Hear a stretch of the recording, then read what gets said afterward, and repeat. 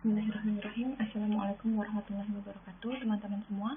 Insya Allah pada hari ini kita akan melanjutkan pembahasan yang tadi pertemuan pertama. Di pertemuan kedua kita lanjutkan mengenai sel. Nah, sebelum lanjut mengenai kita belajar mengenai sel, maka alangkah baiknya kita mempelajari dulu atau sekedar untuk pengetahuan mengenai teori tentang sel. Jadi di sini ada dua ilmuwan ya pada tahun 1800-an. Di sini ada botanis, ahli tanaman namanya Schleiden. Kemudian di sini ada zoologist, ini ahli hewan, ini namanya Theodor Schwann. Ini pada tahun 1838 dan 1839 itu mengemukakan bahwa semua tumbuhan dan hewan itu terdiri dari sel. Ini terlihat tidak istimewa ya kalau sekarang, tapi pada saat itu ini adalah pengetahuan baru bahwa sel itu merupakan unit terkecil dari makhluk hidup. Jadi saat itu tidak ada yang memahami, tidak ada yang tahu bahwa sel itu merupakan unit terkecil dari makhluk hidup. Sehingga ini merupakan penemuan yang groundbreaking gitu. Jadi ini penemuan yang sangat baru. Nah, penemuan dari Schleiden dan Schwann ini merupakan muara dari penemuan mikroskop. Waktu itu mikroskop sederhana, mikroskop cahaya sederhana oleh Robert Hooke, kemudian diteruskan dengan Anthony van Leeuwenhoek yang menemukan bakteri dengan mikroskop yang sederhana tersebut. Nah, botanis dan zoologis ini mengembangkan mikroskopnya sendiri, kemudian melihat bahwa melakukan observasi sendiri dan menarik kesimpulan bahwa semua tumbuhan dan tanaman itu terdiri dari sel. Kemudian yang terakhir ini ada Rudolf Virchow. Jadi Rudolf Virchow ini mengemukakan teori bahwa sel itu membelah dan nanti akan menghasilkan anakan sel atau daughter cells. Jadi sel nanti akan memperbanyak diri dengan cara membelah dan menghasilkan sel anakan yang sama persis dengan sel parentalnya, seperti itu. Teori itu dikemukakan oleh Rudolf Virchow. Kemudian pada tahun 1855 beliau mengemukakan suatu teori yang menjadi kunci yang masih kita pegang sampai sekarang, bahwa sel baru itu hanya akan ada dari sel yang sebelumnya sudah ada gitu. Jadi nggak mungkin ada sel baru yang ujuk-ujuk ada gitu, yang tiba-tiba ada gitu, nggak ada. Jadi sel baru itu pasti ada predesesornya, pasti ada sel sebelumnya yang sudah ada gitu ya. Jadi tidak mungkin sel itu diciptakan tiba-tiba menjadi sel utuh yang baru. Jadi pasti ada parentalnya, seperti itu. Nah, teori ini pada tahun 1855 ini yang mengemukakan adalah Rudolf Virchow. Nah, mereka bertiga ini merupakan pelopor. Jadi Schleiden, Schwann, dan Virchow ini merupakan pelopor adanya teori sel. Teori sel itu apa? Yang pertama, bahwa sel ini merupakan organisasi makhluk hidup yang paling kecil gitu. Jadi ini merupakan, mudahnya, sel itu merupakan unit terkecil dari makhluk hidup. Itu salah satu dari teori sel. Jadi teori sel ini yang pertama adalah sel adalah unit terkecil dari makhluk hidup. Kemudian dari sel yang kedua adalah bahwa semua sel itu asalnya dari sel yang lain gitu. Itu tadi kita kembali merujuk pada masalah pembelahan tadi ya, bahwa dari Virchow tadi mengatakan bahwa sel akan membelah dan menghasilkan sel anakan, seperti itu. Nah, ini menjadi landasan teori sel yang kedua, bahwa semua sel itu datang atau asalnya dari sel lain. Nah, kemudian pada tahun 1880 ada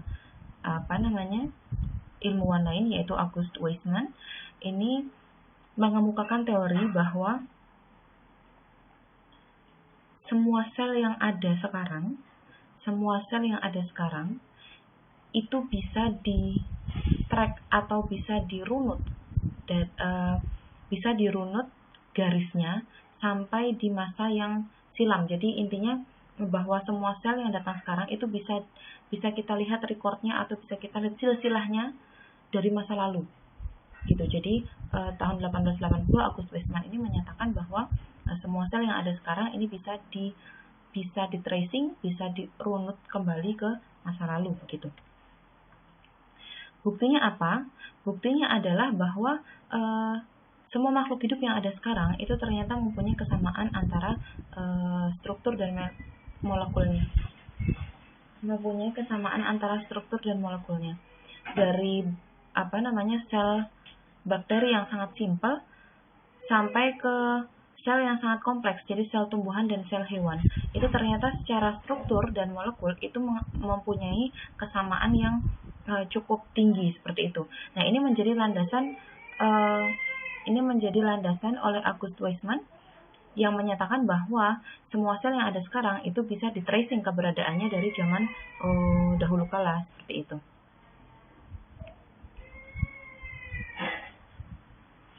Nah, ini nanti akan menjadi landasan munculnya teori evolusi. Jadi ini akan menjadi landasan nanti munculnya teori evolusi yang akan kita bahas nanti.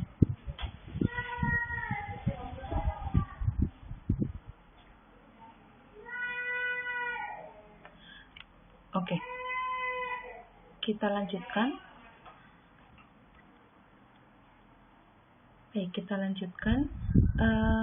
Bahwa pengaturan atau organization atau spesifikasi dari semua sel itu sebenarnya mirip gitu ya, antara sel hewan, sel tumbuhan, kemudian dari sel yang sederhana dan sel yang kompleks itu sebenarnya mirip seperti itu.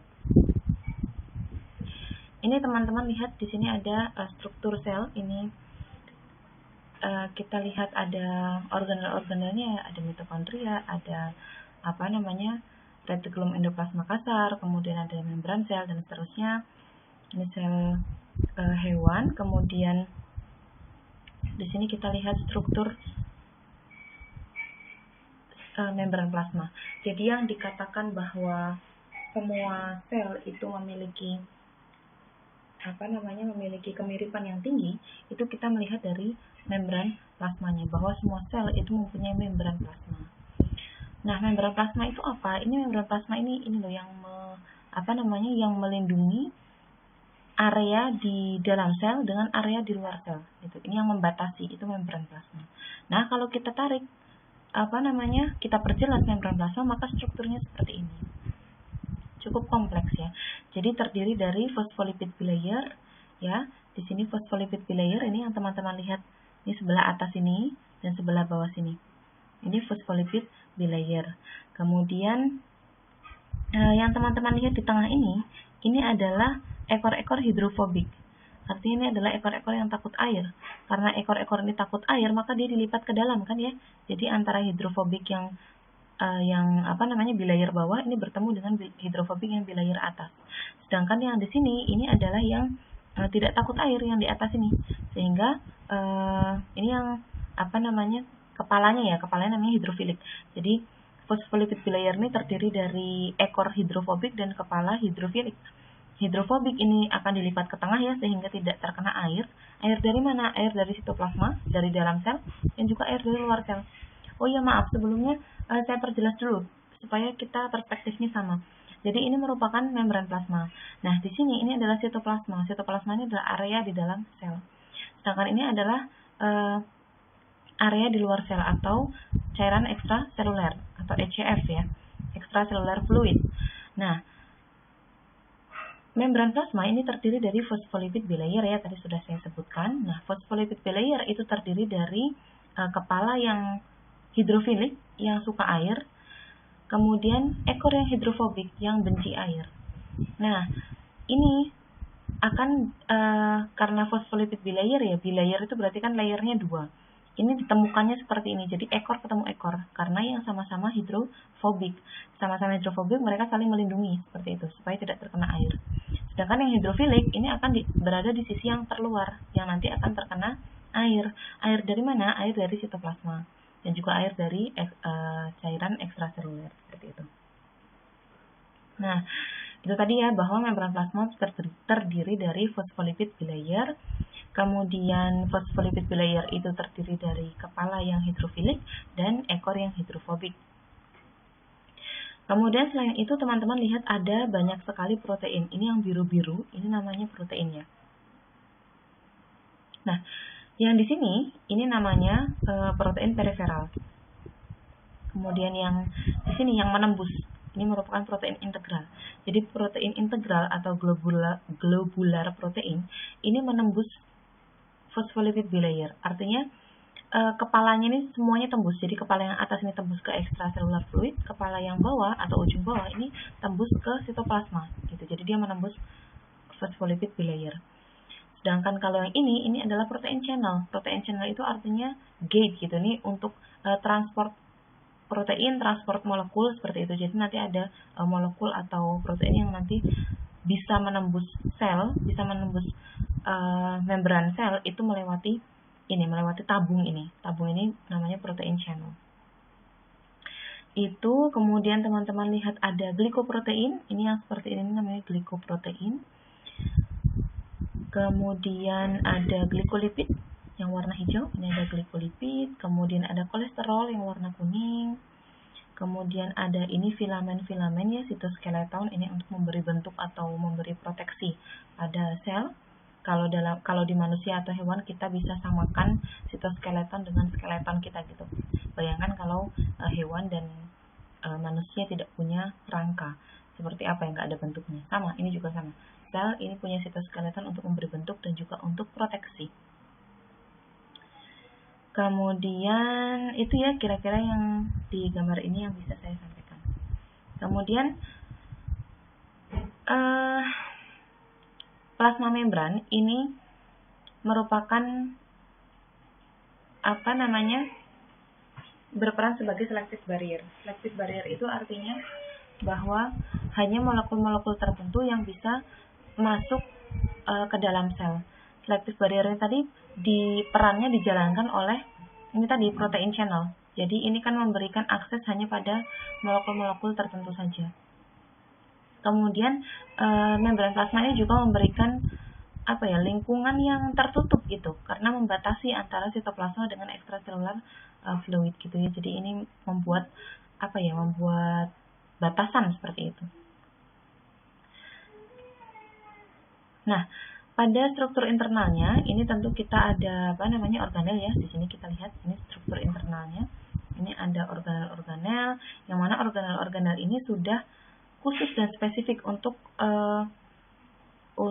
menjalankan aktivitas-aktivitas metabolik tertentu. Contohnya untuk merubah dari makanan menjadi energi. Kemarin kita bahas tadi kita bahas di pertemuan yang pertama bahwa ada metabolisme ya yang mengkonversi makanan menjadi energi.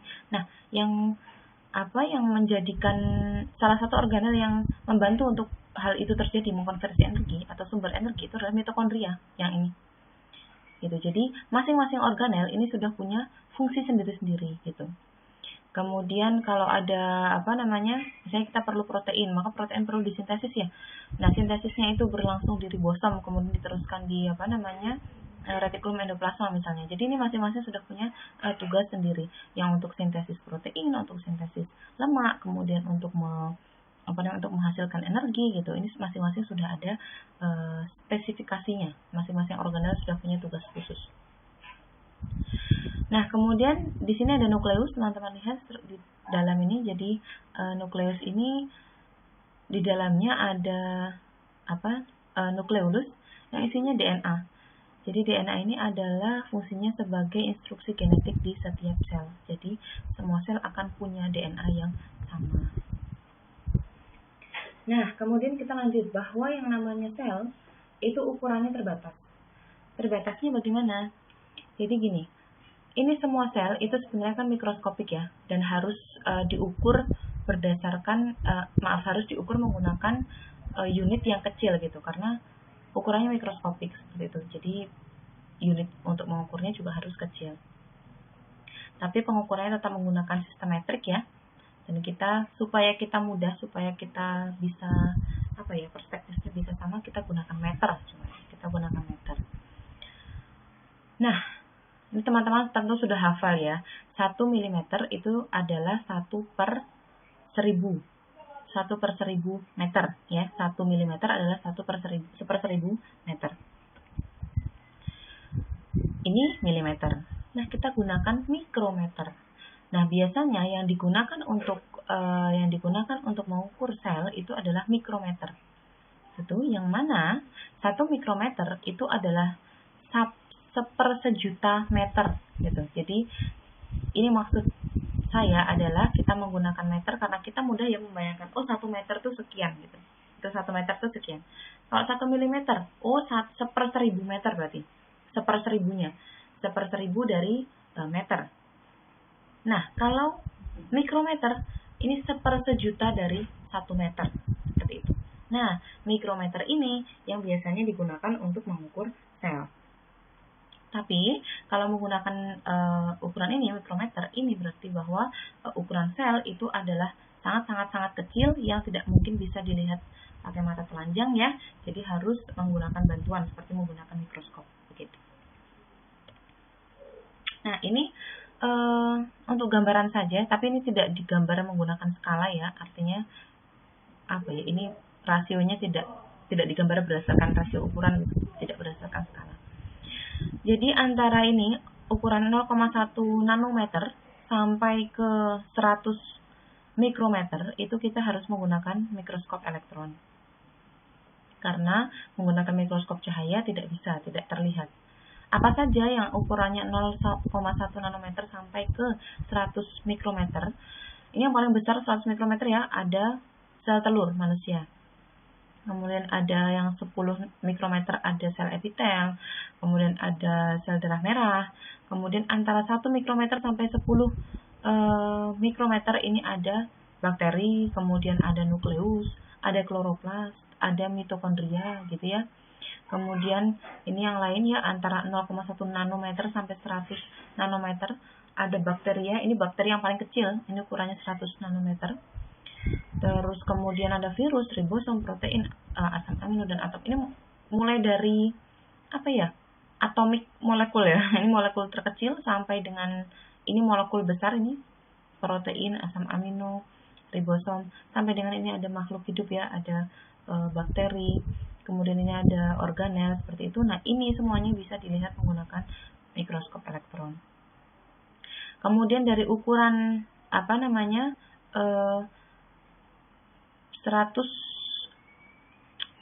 nanometer sampai dengan 1 mm ini kita bisa menggunakan mikroskop cahaya. Ini memang overlap ya.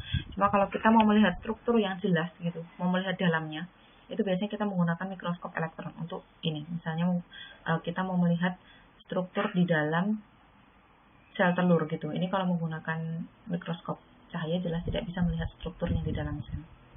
Kemudian kalau mata telanjang ya, kita bisa melihat ini telur katak, ukurannya sekitar 1 mm. Kemudian kita bisa lihat telur ayam. Kemudian kita bisa melihat ini sel saraf sebenarnya, karena sel saraf itu panjangnya ya, bukan besarnya, panjangnya itu bisa sampai 1 meter. Seperti itu. Ini untuk memberikan gambaran saja mengenai ukuran sel. Nah, sekarang pertanyaannya, kenapa sih kok mayoritas sel itu ukurannya kok kecil gitu? Kenapa mayoritas sel ukurannya kecil? Sebentar, saya ingin ngecek apakah ini merekam ya. Oke. Jadi kenapa kok mayoritas sel itu ukurannya kecil gitu ya? Jadi yang pertama adalah dengan adanya plasma membran tadi. Teman-teman ingat ada plasma membran tadi ya, bahwa fungsinya untuk meregulasi apa? Meregulasi molekul-molekul yang akan masuk dan keluar dari sel. Pada membran plasma itu ada pump atau pompa dan juga ada gates. Tadi contohnya protein channeler yang saya gambarkan yang seperti tabung tadi. Nah,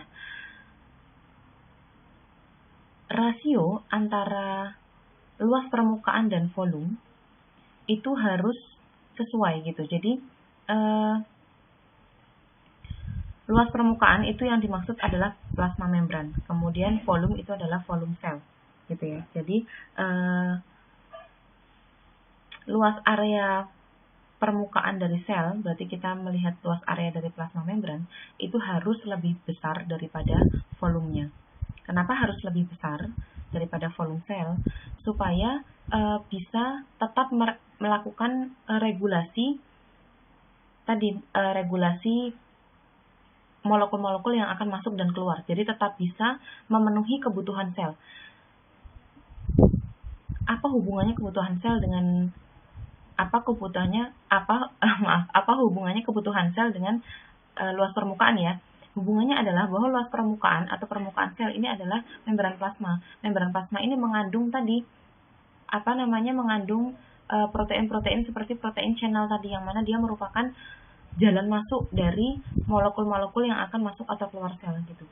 Jadinya supaya tetap bisa meregulasi, supaya tetap bisa mengatur kebutuhan sel, molekul mana yang harus masuk, molekul mana yang harus keluar, maka luas plasma membran atau luas permukaan itu harus lebih besar daripada volumenya, rasionya ya. Jadi rasio luas permukaan itu harus lebih besar daripada volumenya.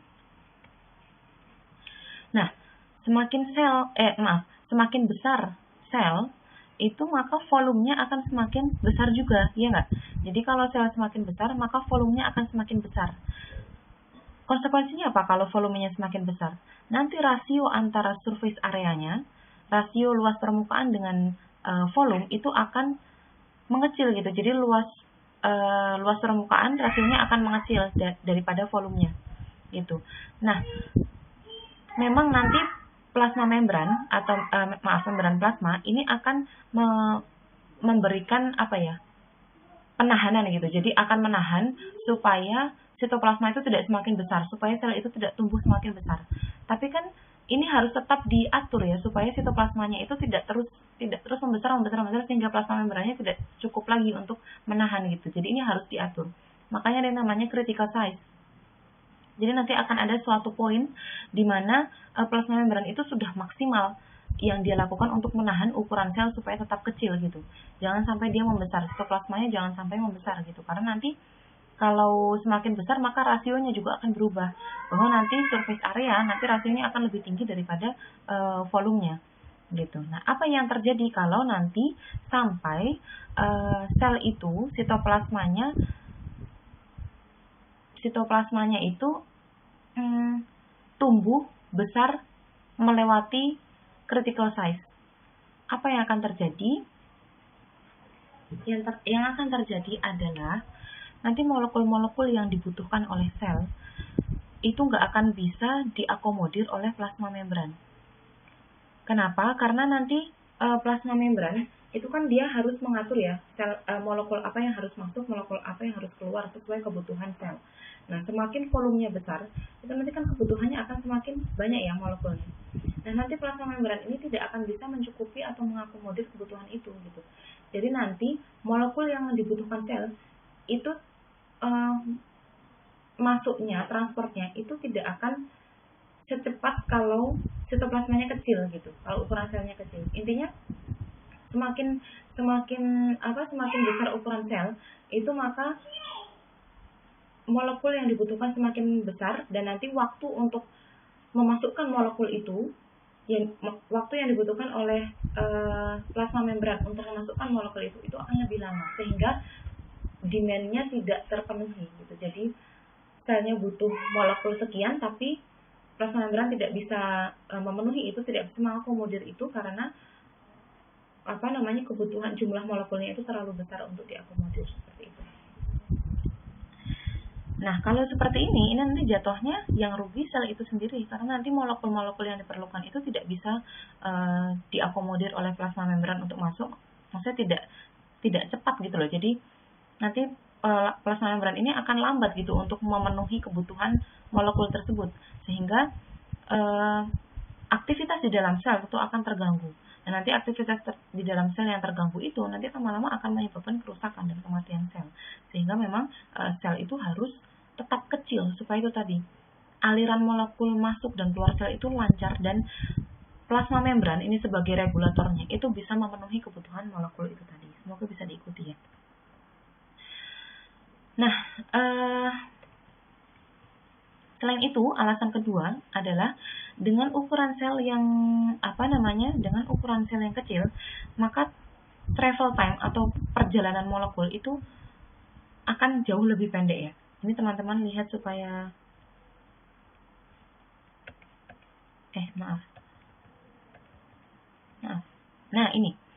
Ketika ukuran sel ini kecil, maka molekul ini jarak perjalanannya ini akan pendek dari satu organel ke organel yang lain. Ini kan sebenarnya kan suatu sistem ya. Jadi nanti dari suatu molekul itu dari organel A akan ke organel B, akan ke organel C, dan seterusnya.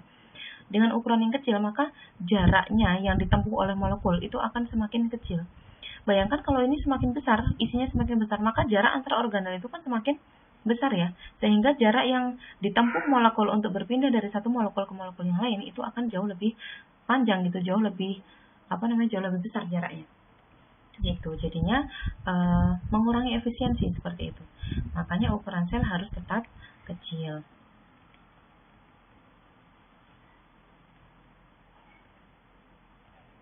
Nah, kemudian ukuran sel dan juga bentuknya itu bergantung dari fungsi sel itu sendiri. Gitu ya. Jadi, ukuran dan juga bentuk ini bergantung pada fungsi sel tersebut sebagai apa gitu. Contohnya, sel amuba dan juga sel darah putih itu fungsinya kan bergerak ya. Jadi nanti teman-teman kalau kemarin lihat PPT yang sebelumnya, teman-teman lihat amuba yang sedang fagositosis ya, yang lagi makan gitu amubanya. Nah, bentuknya makrofag pada sel darah putih itu juga seperti itu. Jadi bentuk sel itu mengikuti fungsinya untuk makan seperti itu, maka dia bentuknya juga sama begitu. Ini salah saya, ini kok saya nggak kasih gambar ya, mohon maaf ya, nanti kita cari lagi gambarnya. Terus sel sperma teman-teman tahu ya, ada ekornya itu kan namanya flagela. Nah, flagelanya itu kenapa sperma punya flagela? Karena fungsinya untuk lokomosi atau pergerakan sel tersebut. Jadi sel itu kan nanti harus berenang, sel sperma itu ya, untuk mencari sel telur, sehingga memang perlu flagela untuk lokomosi atau untuk perpindahan. Kemudian ada sel saraf. Tadi teman-teman lihat sel saraf di gambar sebelumnya. Sel saraf itu panjang sekali, ada yang sampai 1 meter gitu. Kenapa? Karena fungsinya untuk mentransmisi pesan ya. Mentransmisi pesan dalam jarak yang jauh, sehingga perlu sel yang bentuknya memanjang seperti itu. Kemudian ada sel epitel. Sel epitel yang menyusun dinding dalam dari intestin itu juga nanti bentuknya memanjang, pipih-pipih seperti itu. Nah, kenapa bentuknya pipih? Karena dengan bentuk yang pipih itu, maka luas permukaannya akan jauh lebih besar daripada volumenya, ya, sehingga nanti akan memaksimalkan proses absorpsi. Absorpsi apa? Nutrisi. Karena kan intestin kan fungsinya untuk penyerapan sari-sari makanan ya, sehingga bentuk selnya mengikuti. Nah, kalau selnya bentuknya bulat, nanti kan absorpsinya tidak akan seoptimal kalau selnya bentuknya pipih memanjang. Seperti itu. Kemudian lanjut bahwa ada 2 tipe sel ya yang utama, yaitu ada sel prokariot dan sel eukariot. Jadi dua tipe sel utama adalah sel prokariot dan juga sel eukariot. Nah, sel prokariot itu adalah contohnya pada bakteri, kemudian sel eukariot itu contohnya pada protista, kemudian fungi, hewan, dan juga tumbuhan.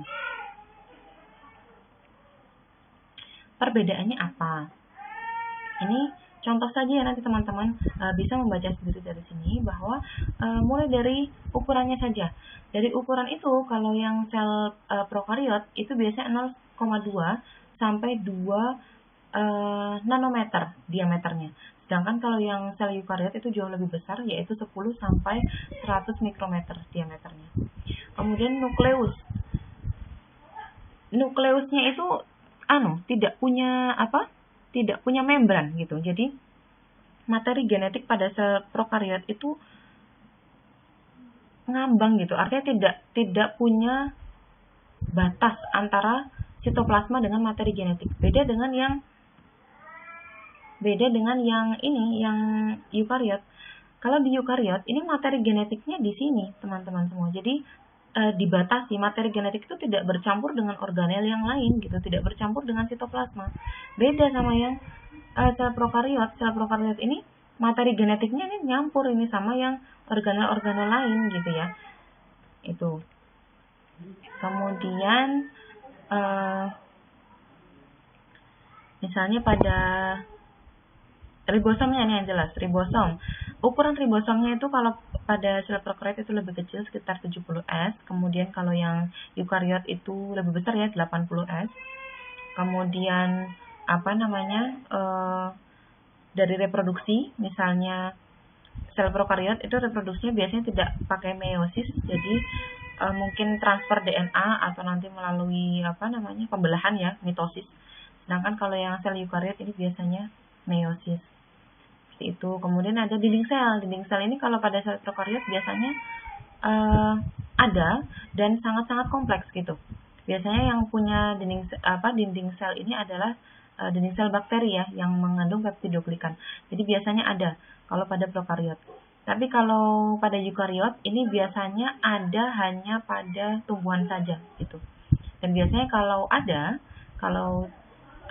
dinding sel itu ada pada sel eukariot, itu biasanya strukturnya lebih simpel daripada yang sel prokariot.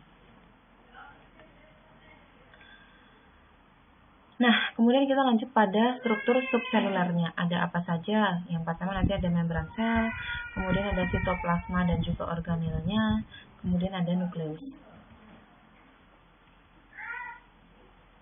Oh, maaf, ini harusnya sebelumnya ada dinding sel ya. Saya lupa menyampaikan dinding selnya. Ini dinding sel. Nah, ini dinding sel. Dinding sel ini biasanya sifatnya rigid ya. Rigid atau kaku gitu ya.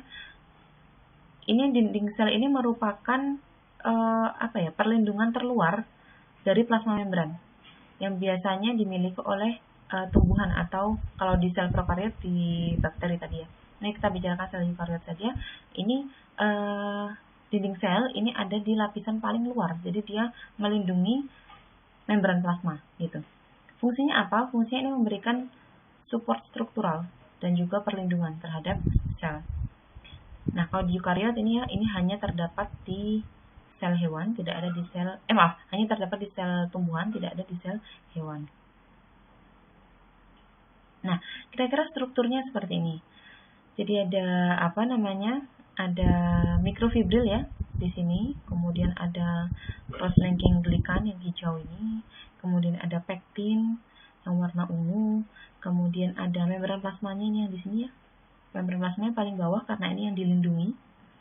Kemudian dari sini sampai sini ini adalah dinding sel. Dan dinding sel ini akan terbagi menjadi 3 bagian. Ada middle lamella, yang sebelah sini adalah middle lamella, kemudian ada primary cell wall, ya, kemudian ada membran plasma. Seperti itu. Ini struktur dari dinding sel tumbuhan. Komponen utama dari dinding sel ini adalah selulosa ini tadi yang berwarna biru ini. Mikrofibril yang terdiri dari selulosa.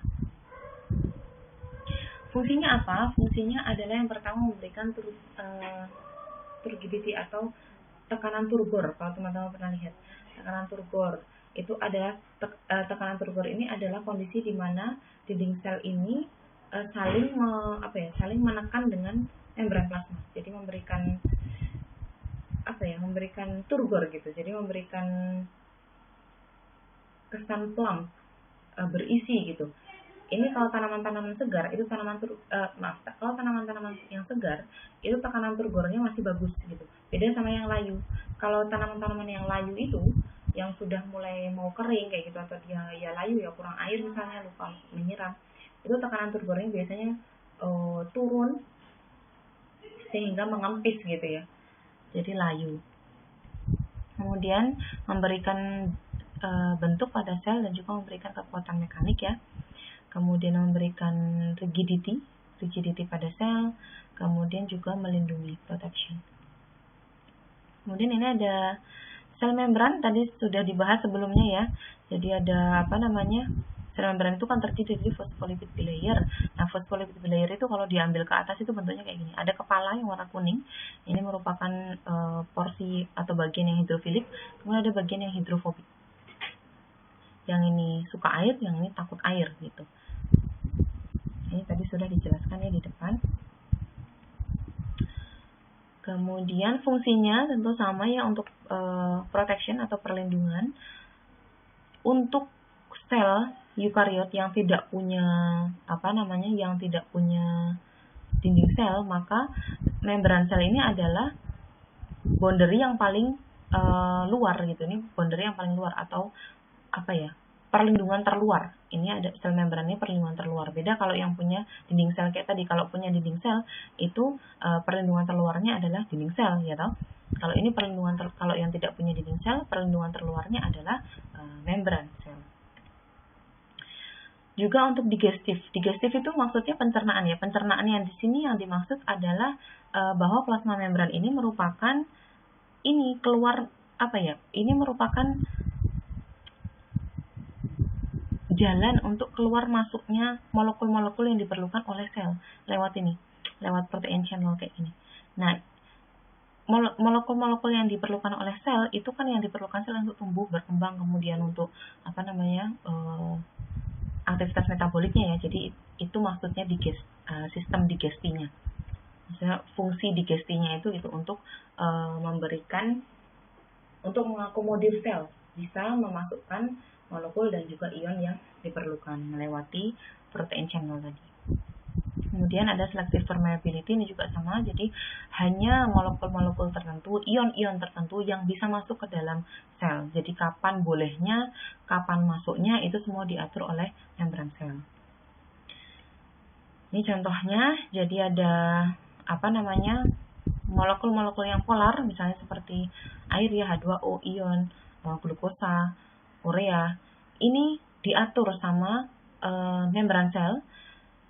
Jadi kalau molekul-molekul yang polar ini masuknya lambat gitu. Masuknya lambat karena ada pengaturannya di dalam pada membran sel itu. Harus melewati channel-channel, harus melewati protein channel tadi. Jadi nggak bisa sembarang langsung masuk.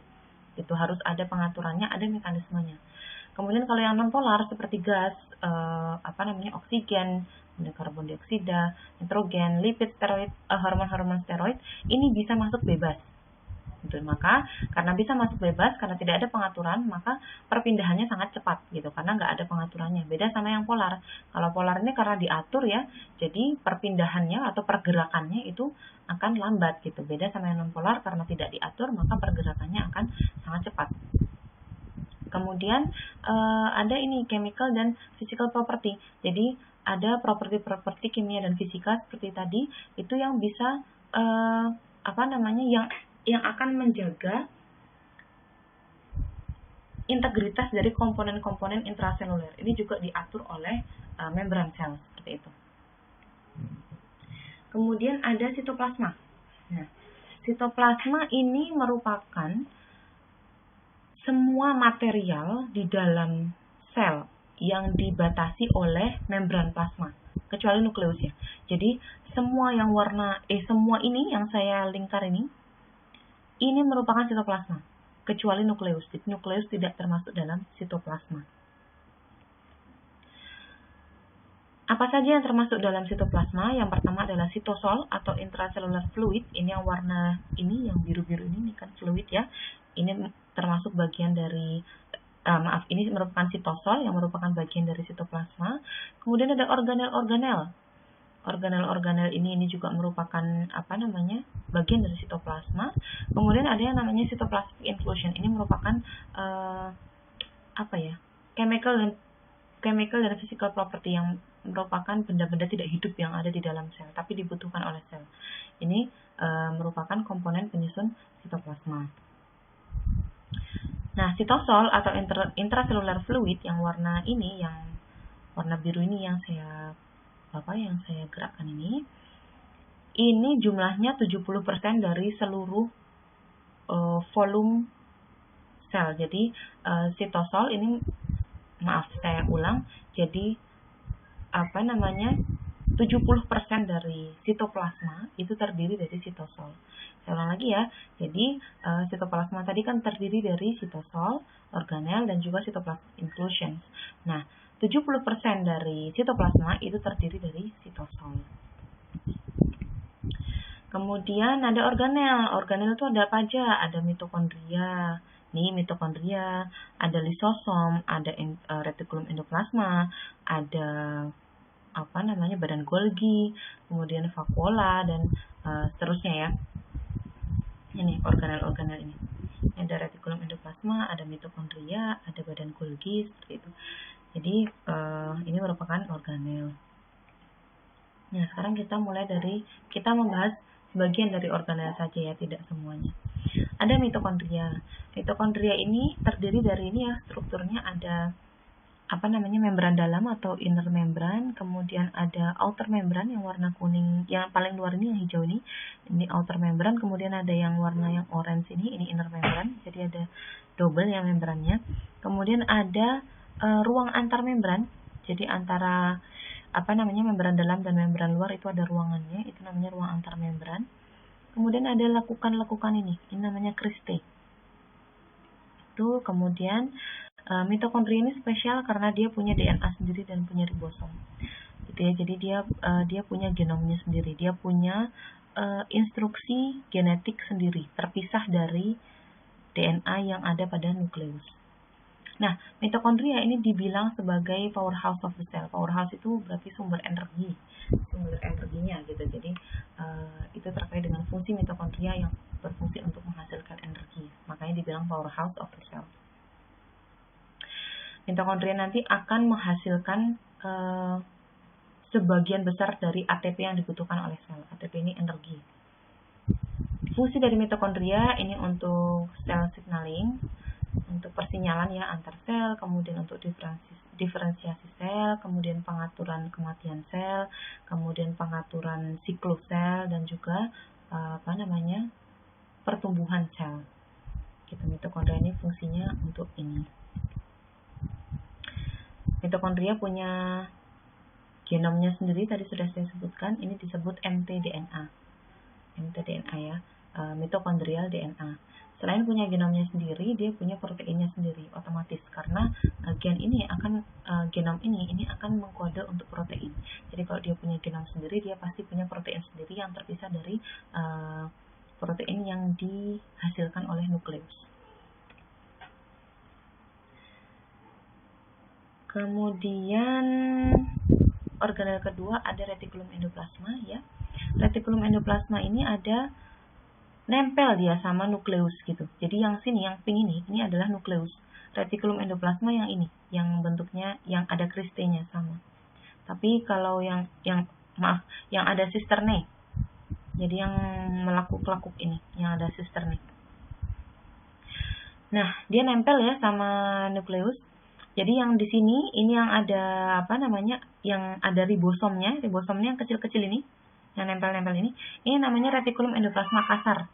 Kasar karena ada ribosomnya yang menempel pada sisterne. Kemudian ada bagian yang tidak ada ribosomnya. Nah, ini dinamakan retikulum endoplasma halus karena tidak ada ribosomnya, seperti itu. Nah, fungsinya apa? Jadi retikulum endoplasma ini fungsinya untuk sistem transportasi di sel eukariot. Terdiri dari dua macam ya, ada retikulum endoplasma kasar, ada retikulum endoplasma halus. Kemudian retikulum endoplasma ini tidak ada pada sel darah merah dan juga tidak ada pada sperma. Jadi kedua sel ini tidak memiliki retikulum endoplasma. Ini berhubungan dengan fungsinya ya. Sperma itu kan agen ya, yaitu sebenarnya agen untuk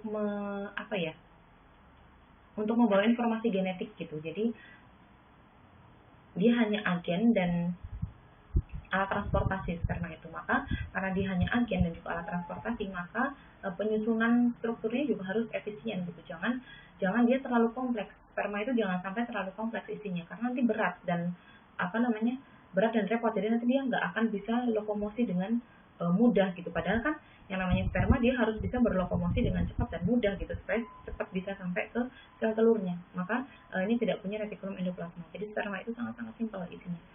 Simpelnya itu karena itu ada fungsinya bahwa dia hanya sebagai pengantar materi genetiknya saja. Ya kan, kalau nanti fusi dengan sel telur yang digunakan selnya untuk tumbuh itu kan sel telurnya. Sedangkan kalau sperma yang diambil cuma materi genetiknya aja. Gitu. Sel spermanya kan kemudian cangkangnya gitu gampangannya ya. Itu kan mati gitu, artinya tidak digunakan lagi. Yang dipakai hanya intinya saja, hanya nukleusnya saja, seperti itu. Sel darah merah juga sama, karena dia harus bergerak melewati pembuluh-pembuluh darah ya, yang banyak yang kapiler gitu, pembuluh darah kecil, maka dia akan harus bentuknya harus fleksibel, jadi bisa menyempit, bisa melebar gitu ya, supaya bisa melewati pembuluh-pembuluh darah yang kecil gitu. Jadi ini juga sama, sel darah merah ini penyusunan struktur internalnya itu harus sangat simple, efisien gitu, supaya bisa melewati pembuluh-pembuluh kapiler yang kecil-kecil itu tadi. Nah, ini kira-kira perbedaannya antara retikulum endoplasma halus dan retikulum endoplasma kasar gitu ya. Nanti teman-teman bisa membaca sendiri. Oh, maaf, ini belum saya edit, ini adalah badan Golgi. Jadi ini adalah badan Golgi ya. Retikulum endoplasma itu yang ini, yang biru, kemudian nukleus yang ungu. Ini adalah badan Golgi. Nah, badan Golgi ini nama lainnya ada Golgi kompleks, ada Golgi bodies, atau biasa disebut juga dengan Golgi saja gitu. Fungsinya apa? Fungsinya ini untuk packaging. Packaging apa? Packaging protein. Jadi nanti protein itu akan dikemas. Nah, dikemas di sini, kemudian nanti akan dimasukkan ke dalam vesikel. Ini akan disimpan dalam vesikel-vesikel. Vesikel ini yang menghasilkan badan Golgi ini. Nah, vesikel ini nanti menjadi kendaraan dari protein tersebut untuk sampai ke mana destinasinya, tujuannya mana gitu. Itu ya. Ini ibaratnya kayak kantor pos gitu. Kalau teman-teman mau ngirim suratnya akan dikumpulkan di sini. Terus nanti dari kantor pos itu akan ngirim Pak Pos gitu kan ya. Nah, ini juga sama. Jadi protein-protein ini akan dikemas di dalam badan Golgi. Kemudian badan Golgi nanti akan mensekresikan akan mensekresikan vesikel, yang mana vesikel ini menjadi kendaraan dari protein tadi sampai ke tujuannya mana. Proteinnya tadi mau diantar kemana gitu. Karena protein kan takut air ya. Jadi dia harus ada kendaraannya, harus pakai vesikel. Nah, apa saja struktur dari badan Golgi? Ini ada cis Golgi network atau CGN ya, bagian sini. Kemudian ada trans Golgi network, ini yang bagian sini, bagian yang menghadap ke membran plasma. Dan ada Golgi stack gitu. Ini ada 3 struktur. Kemudian ada lisosom. Ini lisosom terdiri dari transport protein, ini yang warna hijau dan warna biru. Kemudian ada lapisan lipid ya, lapisan lemak. Kemudian ada membrannya. Kemudian ada campuran dari hidrolitik enzim. Jadi lisosom itu apa? Lisosom ini merupakan sistem disposal, jadi sistem pembuangan ini sebenarnya. Karena kan yang namanya metabolik ya, aktivitas metabolik itu pasti akan ada buangannya, ya kan? Kalau kita masak meracik sesuatu, itu pasti kan kita akan menghasilkan sampah ya. Entah kulit bawangnya, entah batang cabenya, dan seterusnya, itu akan menghasilkan sampah. Nah, aktivitas metabolik pada sel itu juga akan menghasilkan sampah. Nah, sampah-sampah itu kan harus dibuang, ya kan? Berarti harus ada sistem pembuangannya. Sistem pembuangannya siapa? Ya, lisosom ini. Ini merupakan waste disposal system. Nah, ini karena sifatnya adalah sebagai sebagai sistem pembuangan, maka ini harus lebih asam dari yang lain, karena sifatnya yang asam itu ini membantu pekerjaan dari lisosom ini, membantu pekerjaan untuk degradasinya. Makanya ini harus jauh lebih asam dari sitoplasma yang lainnya. Nah, fungsinya yang pertama adalah untuk memecah biomolekul. Jadi akan memecah peptida, memecah asam nukleat, memecah karbohidrat, lipid, dan lain-lain. Memecah itu artinya mendegradasi. Jadi breakdown dari biomolekul yang besar itu, jadi dipecah-pecah menjadi kecil-kecil sehingga mudah untuk didegradasi. Selain itu, lisosom juga membantu untuk degradasi bakteri dan juga komponen-komponen lain dari dari organel yang mati, yang sudah rusak atau tidak terpakai lagi, itu nanti akan dicerna oleh lisosom kemudian dibuang, didegradasi. Nah, cara kerjanya ya, kalau nanti bakteri itu kan asalnya dari luar sel ya. dia bukan bagian dari sel, maka cara lisosom untuk menghancurkan bakteri adalah melalui endositosis. Gitu. Tapi kalau nanti biomolekul seperti peptid, kemudian asam nukleat, karbohidrat dan seterusnya, ini kan ada di dalam sel. Nah, kalau ada di dalam sel berarti dia cara kerja lisosom ini akan menggunakan autofagi. Seperti itu. Nah, lisosom ini juga dikenal sebagai suicidal bags. Artinya apa? Suicidal bags itu gini. Jadi kalau sel itu mengalami kematian yang tidak diinginkan. Jadi sel itu punya program bunuh diri. Itu kematian yang direncanakan, diinginkan, dan itu bagus. Karena memang kita memerlukan proses apoptosis itu namanya, bunuh diri. Tapi ada juga kondisi di mana sel itu mati, tapi dia sebenarnya nggak pengen mati gitu. Dia belum pengen mati, tapi dia harus mati karena infeksi misalnya. Nekrosis namanya kan. Nah, kalau nekrosis biasanya sel itu akan menulari yang lain. Jadi karena dia tidak berniat mati sebenarnya, jadi dia akan ngajak temannya gitu. Jadi sel ini misalnya terinfeksi virus atau terinfeksi patogen ya, kemudian nanti sel itu mengalami nekrosis, kan pecah tuh selnya ya kan. Nah, lisosom ini juga akan pecah. Padahal lisosom ini punya hidrolitik enzim, yang mana enzim ini fungsinya untuk mendegradasi. Nah, kalau selnya pecah dengan tidak disengaja itu tadi, maka kan pecahnya tidak beraturan. Beda kalau pecahnya disengaja. Kalau sel itu lisis karena pecah itu lisis ya. Jadi kalau sel itu lisis karena disengaja, maka lisosom ini akan terlindung. Jadi supaya dia tidak mensekresikan enzim-enzim degradasi. Tapi kalau pecahnya karena tidak diinginkan karena dia nekrosis, nah, ini tidak akan terlindung. Nah, kalau tidak terlindung, maka enzim-enzim hidrolitik ini akan keluar. Nah, ketika keluar dia akan mendegradasi membran plasma sel tetangganya. Jadinya sel tetangganya juga lisis, pecah gitu karena membran plasmanya akan didegradasi oleh hidrolitik enzim ini gitu. Kemudian ini ada nukleus ya. Ini nukleus terdiri dari nuclear envelope ini. Kemudian ada kromatin, ini benang-benang kromatin. Kromatin ini benang-benang kromatin. Kemudian ada nukleolus. Kemudian di sini yang bulat-bulat ini ada nuclear pore. Nah, tadi sudah saya sebutkan bahwa nukleus ini berkesinambungan dengan retikulum endoplasma ya. Jadi di sini dia berkesinambungan dengan retikulum endoplasma. Ini juga terkait dengan fungsi sebenarnya, teman-teman. Jadi di dalam nukleus ini kan akan ada ada DNA ya. Yang mana DNA itu nanti akan mengkode protein-protein yang diperlukan oleh sel. Nah, ketika nanti DNA itu akan dikonversi menjadi protein, itu nanti harus diterjemahkan dulu melalui beberapa mekanisme. Jadi yang pertama harus menerjemahkan DNA ini atau gen ini nanti menjadi mRNA, kemudian mRNA harus diterjemahkan lagi menjadi protein. Nah, nanti sintesis protein ini akan dilakukan oleh ribosom. Jadi ini merupakan memang suatu sistem yang berkesinambungan gitu, berhubungan. Kenapa mereka nempel gitu, maksud saya itu kenapa mereka nempel antara nukleus dengan retikulum endoplasma itu kenapa nempel? Karena mereka ini mempunyai fungsi yang berkesinambungan juga, seperti itu. Gitu ya. Terus tadi sudah saya sebutkan bahwa nukleus ini mengandung instruksi genetik dari sel. Kemudian fungsinya juga untuk menjaga integritas gen ya, dan juga fungsi dari nukleus adalah untuk menjaga integritas gen dan juga untuk mengkontrol aktivitas sel dengan meregulasi ekspresi gen gitu. Jadi gen-gen yang diekspresikan itu harus diatur. Yang mengatur siapa? Yang mengatur adalah nukleus gitu. Kemudian nukleus ini juga disebut sebagai control center of the cell. Jadi ini merupakan pusat kontrolnya gitu. Ibaratnya kalau di manusia ini kayak otaknya gitu ya. Jadi ini pusat kontrol atau control center dari sel. Kemudian